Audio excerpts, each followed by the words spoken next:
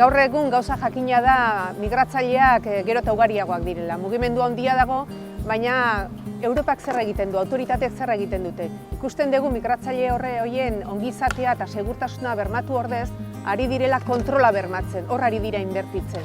Eta hori benetan kezkagarria da. Orain azken bolaran ikusten dugu emuga frantziarrean dronak eta ari direla gauza teknologikoki aurreratuak erabiltzen eta zertarako oztopo gehiago jartzeko.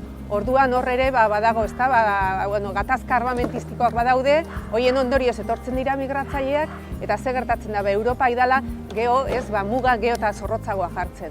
Orduan hor zer esan handia daukagu, gizarte bezala, ze azken batean gu ere ari gara bultzatzen hori guztia. Orduan hor pentsatzen dugu hausnarketa handia dagoela, lagundu beharrean edo haien segurtasuna, migrazio mugimendu horren segurtasuna bermatu beharrean, ari garena egiten da kontrola zorrozten.